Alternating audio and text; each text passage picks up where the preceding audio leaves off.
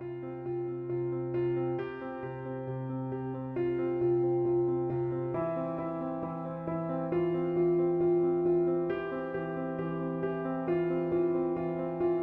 tarde, meus irmãos. Boa tarde, irmãos do Centro Espírita Caminho da Verdade, de outros centros, irmãos de outras denominações, pessoas que não têm religião. Nós saudamos a todos os que estão nos assistindo. Um bom dia, boa tarde ou boa noite, não importa o momento que você está. Sinta-se bem-vindo, sinta-se à vontade nesse momento que nós vamos fazer uma reflexão sobre o Evangelho de Jesus. Para começar, como nós sempre fazemos, nós vamos fazer uma prece, pedindo que Jesus venha nos abençoar, venha nos inspirar, abençoar a todos os que estão assistindo, que estão ouvindo, que estão vendo o Evangelho, que sejam abençoados, que sejam orientados e que possam receber a mensagem que estão precisando, todos nós. Que assim seja, Jesus, graças a Deus. O Evangelho que nós vamos falar agora, o capítulo, é o capítulo 28, o último capítulo desse livro chamado Evangelho segundo o Espiritismo, e esse capítulo é sobre coletânea de preces espíritas. O que é uma coletânea? É uma coleção de preces. Então, quando o Evangelho foi compilado, eles pegaram várias preces que foram feitas ao longo de vários períodos, pelas pessoas, pelos espíritos, né, encarnados e desencarnados, e juntaram aqui. Isso é muito interessante porque os espíritos sempre disseram assim: a forma não é nada, o pensamento é tudo, que cada um ore segundo as suas convicções e o modo que mais o comover. Então, por que um capítulo inteiro dedicado a preces já escritas, a preces que podem ser decoradas e faladas assim em ocasiões especiais? É que os espíritos falam assim: às vezes algumas pessoas têm dificuldade em começar uma prece. Eles não sabem o que pedir, né? Nós temos que lembrar que o Espiritismo começou em 1800, uma época em que tinha às vezes perseguições religiosas, uma religião não aceitava a outra. Então, o Espiritismo falou: olha, já que vocês não sabem como orar direito, nós vamos dar algumas para alguém que não sabia, vamos dar algumas orientações como vocês poderiam fazer para ter um direcionamento na sua prece. E como todas essas preces que eles puseram aqui são seguidas de um prefácio, esse capítulo é como se fosse um curso sobre o Espiritismo, sobre vários aspectos do Espiritismo. Então, aqui nós temos oração pelas pessoas que já faleceram, temos aqui uma explicação sobre a oração do Pai Nosso, muito bonita a explicação sobre a oração do Pai Nosso, como orar nas reuniões espíritas, as orações que os médiuns devem fazer para os obsediados, para os anjos guardiães. Então as pessoas falavam assim: mas será que eu posso orar pelo meu anjo guardião?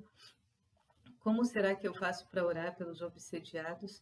E aqui há uma orientação do pensamento, até uma orientação, uma explicação para geral sobre o que seria aquele assunto e como devemos nos comportar, como devemos ver esse aspecto da nossa vida, porque a nossa vida tem vários aspectos e a gente tem que considerar todos esses aspectos da nossa vida. Tá? Então é assim que nós temos que entender essa coletânea de preces. Então, até aqui nós tivemos 28 capítulos do Evangelho segundo o Espiritismo, alguns temas livres, né? Então, nós já tivemos bastante material sobre o Espiritismo. Como devemos nos comportar agora? Para que será que foi o objetivo dessas mensagens? É claro que não foi um objetivo somente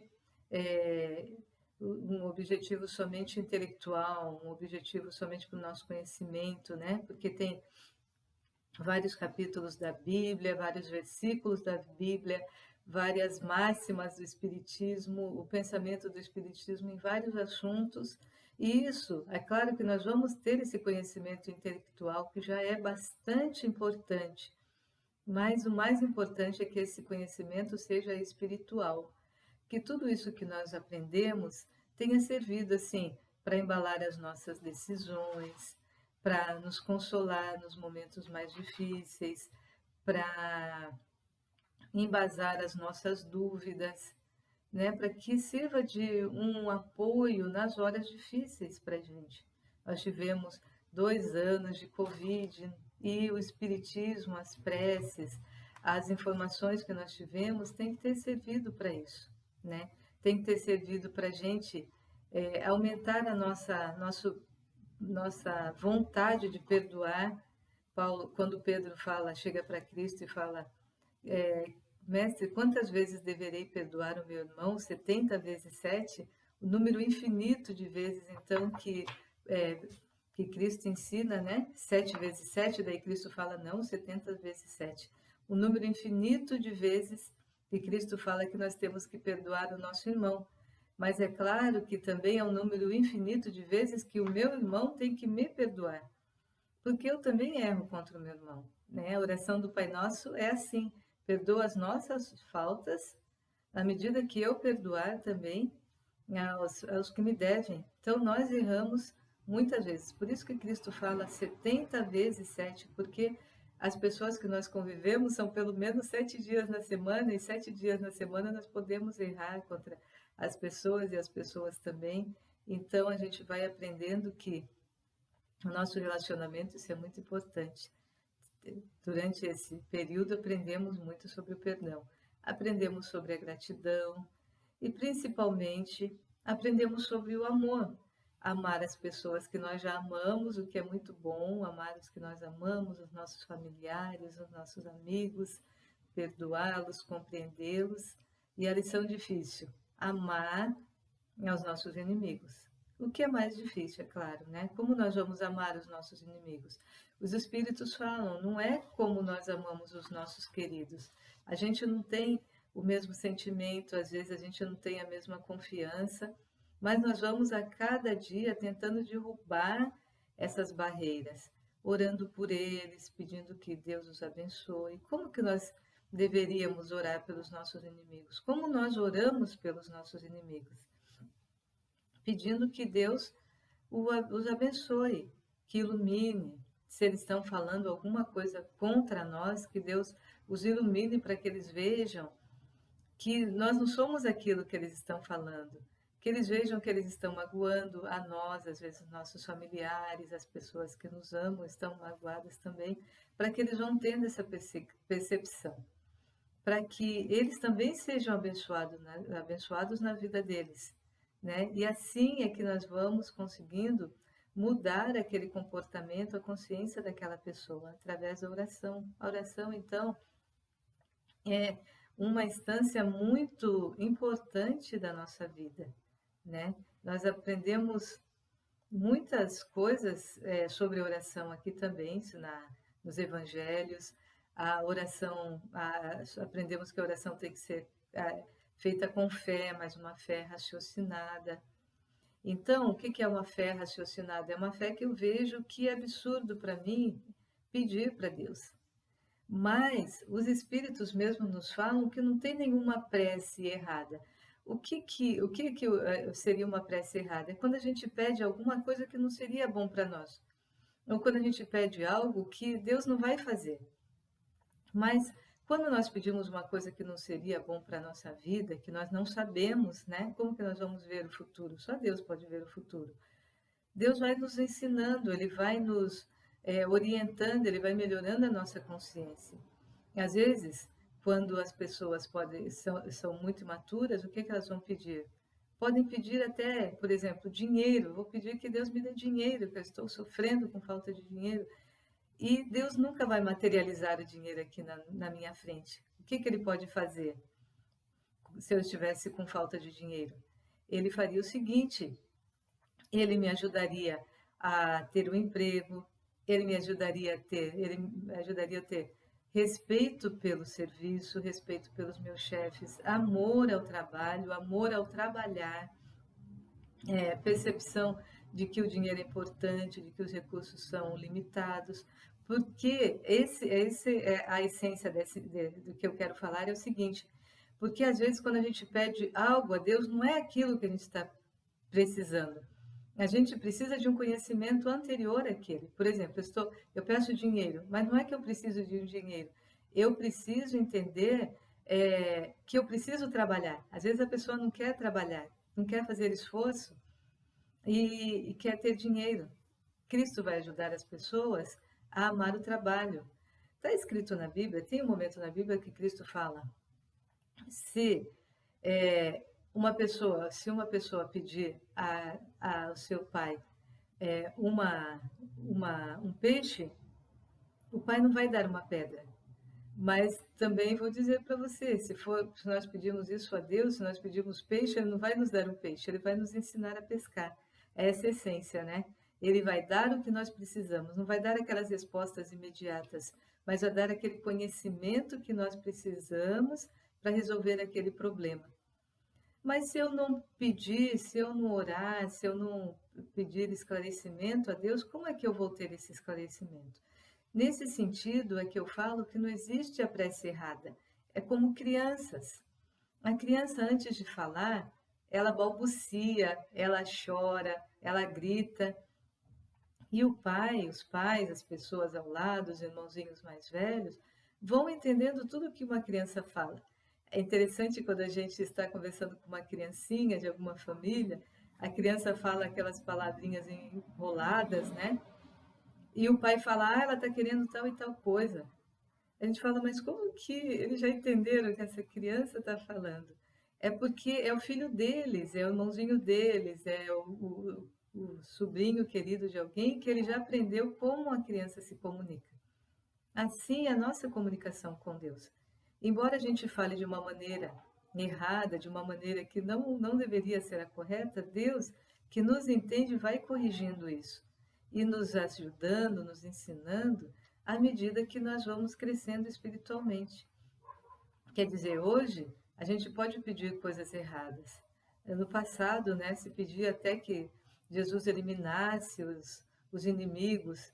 E conforme nós fomos crescendo espiritualmente, nós vamos aprendendo até a amar os inimigos. Não é mais para Deus diminuir ou acabar com os nossos inimigos. É fazer com que todos sejamos irmãos.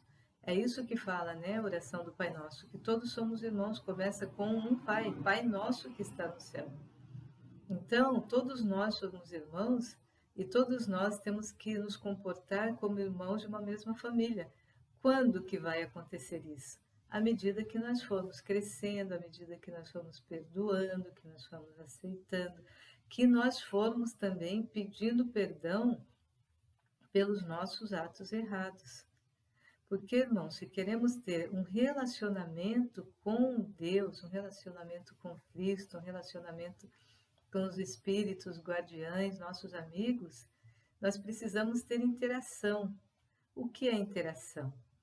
É nós dialogarmos, é nós falarmos. Um dos aspectos muito importantes do relacionamento é o diálogo. É nós falarmos, pedirmos, expormos os nossos problemas, mas também ouvirmos o que eles têm a nos falar. Como é que nós ouvimos as mensagens de Cristo? Primeiro, quando nossos momentos de oração, como Cristo falou, né? Entre lá no seu quarto, ore em silêncio. Por que ele falou isso? Naquela época que Cristo veio, as pessoas oravam no meio das praças, né? Tem uma lição que nós falamos, aquela pessoa que está orando no meio da praça e não se atreve a olhar para cima, ele só bate a mão assim no peito e fala, Deus tem piedade de mim. Então a gente vê que o costume era eles orarem em praça pública. Mas quando Cristo veio, Cristo falou, entre no seu quarto e ore a Deus em segredo, no segredo do seu coração. Então, quando nós estivermos nesse momento, no nosso quarto, no nosso local reservado só para oração, que nós entremos ali naquele momento, dispostos a falar, a meditar e depois a ouvir. ouvir o que Cristo tem a nos dizer, ouvir o que Deus tem a nos responder, os espíritos, né? Porque é sempre Deus que vai nos responder através de um dos seus servos, e ele vai responder, vai falar para nós no nosso coração. Quando que nós vamos receber as respostas? Às vezes a resposta vem ali naquele momento mesmo do que você está pedindo, né? Às vezes a resposta vai vir depois, numa palestra que você está ouvindo, num capítulo do Evangelho que você está lendo, na Bíblia, né? Se você está falando, o seu líder religioso, um colega, até uma criança, às vezes, nos traz a resposta daquilo que nós estávamos precisando. Mas às vezes a resposta vem ali naquele momento. Então, quando você estiver lá no seu momento de oração, falando, medite, pense um pouquinho, espere um pouquinho, pense sobre aquele problema, porque a resposta vai vir. Talvez não naquele momento, às vezes naquele momento mesmo, e às vezes depois. Porque assim, através de nós pedirmos, de nós meditarmos e de nós esperarmos a resposta, aí sim é um diálogo, aí sim é um relacionamento. Como que é o nosso relacionamento com as crianças? Ou nós, quando crianças, como foi o nosso relacionamento com os nossos pais? Nós podemos entender que quando nós somos crianças, nós muito mais pedimos, né? E pedimos, e exigimos, e fazemos pedidos às vezes absurdos. Às vezes a criança pede uma comida, ela está na mesa, ela pede uma comida, outra comida, o pai vai dando, né? Vai pondo na boquinha da criança aquilo. Às vezes ela pede uma faca, um garfo, algo que ela vai se machucar. E o que o pai fala? O pai fala, não, isso aqui machuca. Mas não é através disso que a criança aprendeu? Através disso ela aprendeu que aquilo ali ela não pode ter, que aquilo vai machucar, aquilo não vai fazer bem para ela naquele momento. É igual a gente pede e Deus vai nos explicando. Isso daí que você está pedindo não vai fazer bem para você nesse momento. Nesse momento não é isso que você precisa, é de outra coisa. Mas foi através do nosso pedido, da nossa oração. Que outro jeito que nós temos de ter um relacionamento com Cristo? É irmos, né? Irmos ao nosso local de culto, irmos ao centro. É interessante que agora no nosso planeta, no nosso país, graças a Deus, estamos com a situação da Covid-19 diminuindo, e com isso os centros estão voltando, as igrejas estão voltando, todos os outros locais de culto estão voltando. O nosso Centro Espírita Caminho da Verdade voltou com todas as atividades. Nós temos o Evangelho às segundas-feiras, desenvolvimento mediúnico às terças, o livro dos médiuns, o estudo na quarta, o livro dos espíritos, o estudo na sexta, sempre às 20 horas. E outros trabalhos estão todos voltando. E é uma maneira de nós termos esse relacionamento com Deus, é nos relacionando com os irmãos. Ali vai ter atrito? Claro que vai ter atrito. Nós somos espíritos difíceis, o nosso irmão é difícil, nós somos difíceis. E é nesse atrito que nós vamos aprendendo a perdoar, a pedir perdão, a amar, a compreender. É uma riqueza. O estarmos em sociedade, o aprendermos em sociedade, é uma riqueza para o nosso espírito. Eu tinha um professor que me falava, é muito fácil a pessoa ser virtuosa, perdoar, compreender numa ilha. Se ele estivesse numa ilha, seria muito fácil.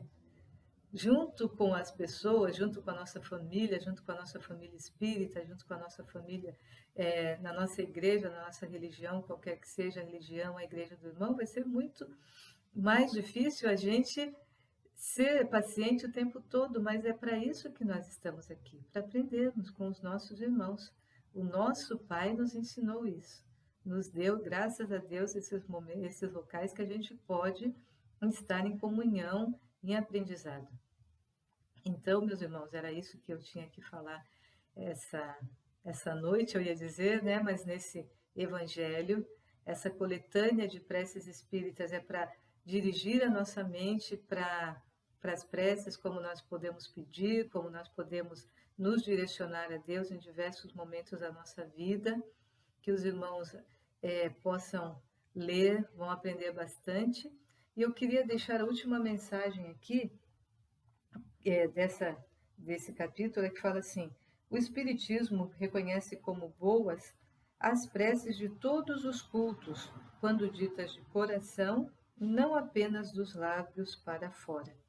Então, quando nós oramos de coração, quando nós oramos com o nosso entendimento, principalmente quando nós colocamos o nosso ser ali sem mentiras, sem querer nos esconder, sem querer ser melhores do que nós somos, sem querer amenizar o sentimento que nós estamos sentindo, até o sofrimento que nós estamos sentindo, é muito mais provável que Deus vá ouvir a nossa oração, vá ser sensível à nossa prece e vá nos ajudar.